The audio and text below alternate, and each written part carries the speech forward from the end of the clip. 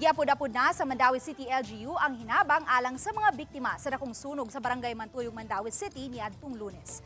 Gihimo ang distribution karong hapon sa gym sa Mantuyong. Lakip sa gihatag ang tag 10,000 pesos nga financial assistance sa mga house owners, samtang tag 5,000 pesos sa mga sharers. Sa talaan sa city government, 75 kapamilyahan ang makadawat isip house owners, samtang 83 ang mga renters. Nang hinaut ang mayor, nga dili na mausban pa ang insidente kay ikaupat na katunga sunog sa maong lugar.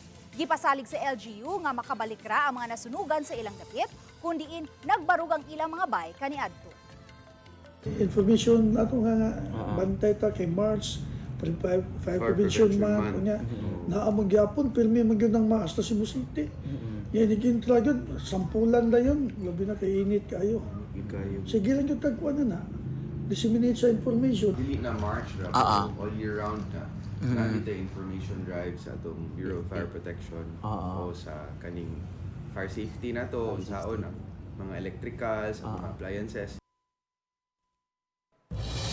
Nagpakitabang ang tagbalay ug mga residente sa dihang nakit-an ang dakong sawa nga nagbaliko sa kisami sa bahin sa balay sa Barangay Buhisan, Cebu City. May responde ang mga sakop sa Cebu City DRRMO aron luwas nga mahipos ang dakong sawa. Nasayran nga usa kini ka reticulated python nga posibleng migukod sa prey ug naabot sa residential area sa maong barangay. Wala ra magpakita og kaagresibo ang maong sawa, hinungdan nga dali ra kining na rescue ug gisulod sa sako.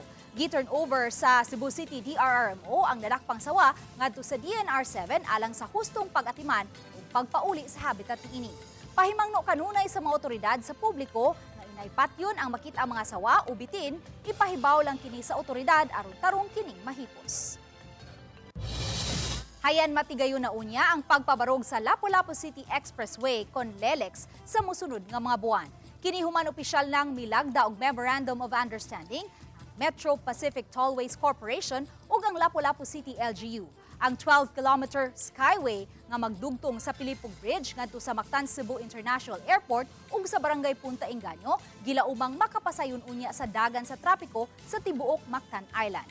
Gilauman usab kini nga makatabang sa paglambo sa ekonomiya sa dapit. Ang maong proyekto pabarugon ubos sa public-private partnership. Ang city doon ay share ang city ani sa toll fees, no, and naapoy share sa advertising niini. Ang city mo in charge sa pag expropriate, but it's the funds will came from the private, no. We should start breaking ground in the next few months. Probably will take, if we have the rights of way, probably take 2.5 years to 3 years to complete.